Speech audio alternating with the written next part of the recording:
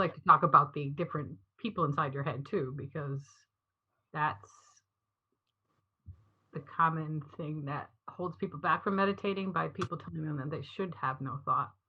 And we all know it's, you can have thoughts pass by and not pay attention to them, but you can't not have no thought. I mean, I have a person inside my head. I call her the Countess. I find her just counting randomly when I'm not even paying attention. All of a sudden, I realize I'm counting in my head. That's fun. So the Countess is. So I'm thinking that's what that gentleman in the audience had, where you told him to be quiet for 10 minutes or not have any thoughts for 10 minutes. He was counting in his head. You know what I mean? So he was paying attention to something, just wasn't aware of it. So it's just being unaware and aware. And the other part, I was thinking like comparing darkness to it, because darkness isn't a thing. It's the absence of light. So you could look at space that way too. It's we may call it space. It may seem like nothing, but it's something. I mean, black holes in space are considered a lot of something. Just appear to be no thing, or a black thing, or a dark thing. And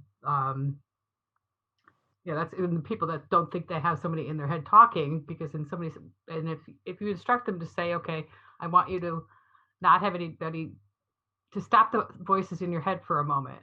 And then somebody inevitably will say, I don't have any voices in their head will say, I don't have any voices in my head. Well, that's the voice that we're talking about. So, people just aren't even aware of that they're aware that there's no things are there. Their voices in their head, it's still something, but yeah, until you go to a seminar and somebody says that thing to you that you just said, most people are like, well, wait a minute, that's just me, But here's the fun thing. I played with having the voice in my head sound like James Earl Jones, and later on Gene Hackman. So I'm hearing a narration, and James Earl Jones back when he used to say, "This is CNN," back in the '90s when Bernie was crawling around over in Iraq. So the point of all of this is to gamify it, and have it be fun, and light, as opposed to that traditional cartoon picture of the monk with only a wrap around his groin area, sitting atop a mountain, contemplating his navel. That was really that was kind of the caricature of what people thought Eastern philosophy was in the Western culture in the 60s and 70s. As we started to have people like the Beatles, and Mia Farrow and a few other people start going over there and importing all of those Indian and Eastern philosophers to come to the United States and take all of their worldly goods.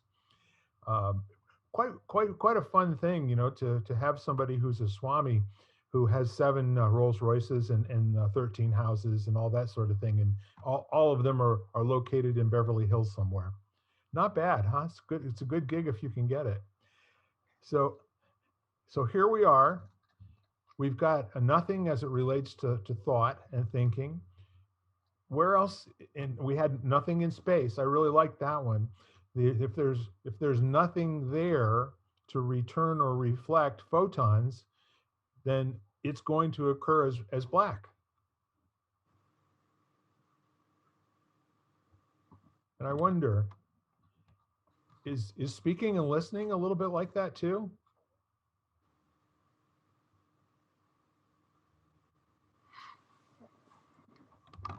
We practice a principle of no trace.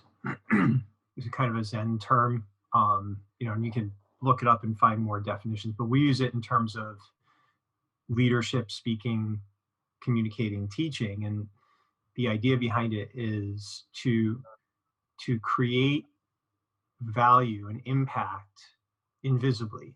So like if you're supporting someone in teaching a class, it's helping their class better without, to better their class without anyone recognizing that you're doing it. So you leave no trace of your presence. There's nothing that draws attention to the fact that you are creating a positive influence on the situation. instead of drawing attention to your actions. So it's like the ultimate art of leading is to be invisible in a way where someone else is receiving the accolades or the attention or whatever it is. You know, they're feeling and delivering the value, but you are invisibly supporting it. So, you know, that's what just came to mind from that. You know, the mind picture for me is the way that Jack Welch sat in a room and just was a presence. And when he spoke, it would be no more than 1 or 2 sentences. And it made all the difference in the world. The power of that listening, you know, and everyone was looking to him for the leadership that he was allowing for them to invent from their chairs. He was calling that forth. Yeah, this even evolves it a little bit beyond that. Like I'll give you an example. I'd be in you know, team meetings, and I would Slack message someone else in the meeting to ask a question or have them. So like no one even knew other than that one person that it was coming from me. Like I wouldn't speak out loud. I would just, as invisibly as possible, keep things moving. You know, as the leader, I needed to keep it going in the right direction. But I wanted the focus not being on me, the one standing up saying I'm doing that.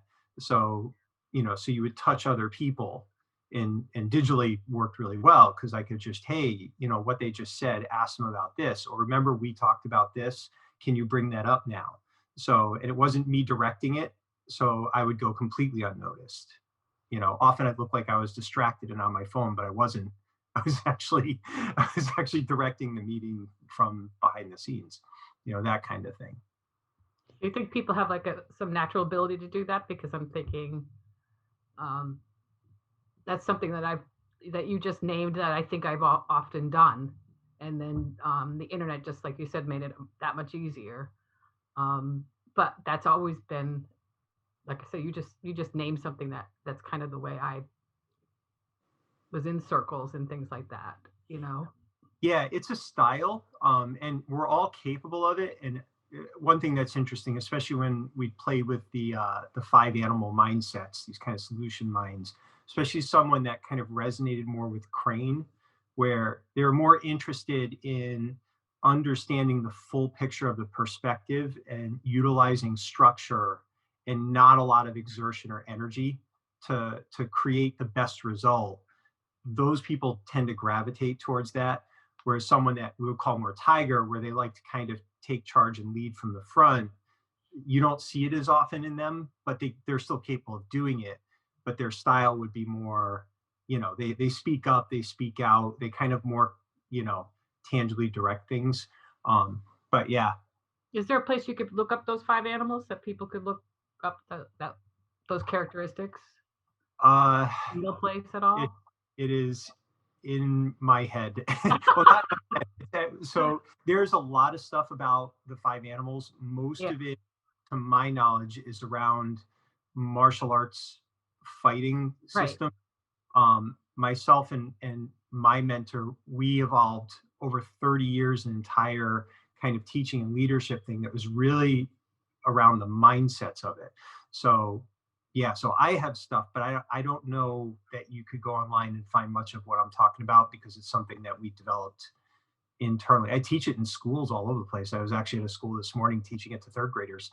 So, you know. What are the 5 animals though? Because you could kind of guess kind of what by the qualities of that animal itself, right? So yeah. So you've got listening, empathy, yielding, and structure, non-confrontational. That's Crane. You have confidence, amplifying your strengths, direct, honest, compassionate, and nurturing. That's Tiger. You have creative, what we would call counter-offensive. Like you come up with ideas that no one knew. You do the unexpected. You come up with those creative solutions, usually with a lot of precision and mobility, like in flexibility. That's Leopard. Intense, data-driven, focus, detail-oriented, kind of like tunnel vision, but also not relying on external sources at all. That's Snake. And then the 5th one is actually the wisdom mind of all of those things coming together and expressing themselves in win-win situations, that's dragon. So dragon isn't something you actually practice. It comes from the few people willing to actually cultivate within themselves all four of the other animal solution minds until they become kind of interwoven. And then dragon just kind of happens. It's like a alloy of all the other things. So yeah, so tiger, leopard, snake, crane, dragon. Cool. 5. Thank Yep. you. Yeah, my teacher always referred to it as the 5 ways to win. You can do them all. And instead of feeling like you have to be one way all the time, Right. it gives you 5 choices and you can test them. And when one doesn't work, you switch. You know, be playful with it. Yeah, instead of labeling everybody as one or the other. Yeah, Like no, things, actually, you have most qualities of, any kind of personality or, style or separation that you want to, everybody's got them all, but it's just to different degrees and at different times it could change too. yeah. One of the leadership things we do is I call it the compass builder, and it's actually understanding your relationship to the 4 animals, with dragon being at the center. And you go through this practice of helping people understand what their preferred way of being is, which animal it mostly reflects, how they respond, and then how the other 2 fit in. So you start recognizing you have the capacity to utilize all of them. You just have certain preferences in how they manifest. And then what you do is you look at people around you and Yep. you start recognizing what they like. And instantly we use it in team building. So now it's like, oh, I'm very tigerish, but that person's preference is crane. So Yep. there's going to be, this kind of dynamic that's created between a tiger and a crane that's going to be different if it's a snake and a snake, or a leopard and a crane, whatever it is. Yeah, it's really interesting stuff. It's been a lot of fun.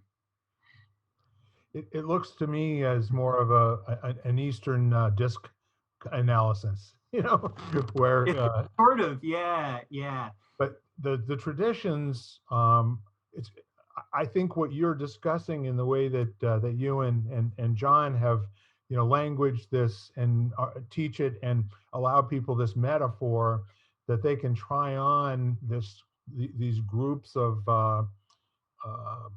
I would call them ingredients, ingredients of thinking and constitution that would allow you in a moment to choose whether or not it's working for you or another style might work better first as training wheels while you're getting to that, on the road to dragon, where, and now you've made choices as you go back and forth through these different styles of thinking, acting, and being.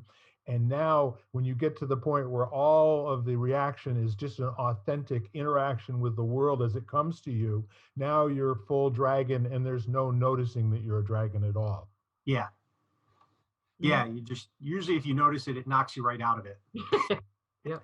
That's the other You corollary. realize it after Nothing. the fact, or you Yeah. realize it looking through the eyes of someone else or the situation. Like, I've had it happen in, teaching like 600 students all in one shot, and just realizing that they were all in rhythm.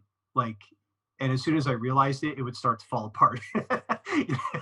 And then you can't make it come back either. Yeah. It's just, such an interesting thing. But and the other thing that you mentioned, the disc thing, one of the things I find fascinating is how we will tend to, and I learned this the hard way through years, like people would start to fixate and say, well, I'm just tiger. So like they would start to associate their identity with a certain style instead of thinking in terms of you're more skillful naturally at tiger, but you can cultivate all of these things. It's just simply maybe you're just less skillful at crane. But if you practice it, you are perfectly capable. It's just not one that your personality, whatever that means, just lends itself more towards this.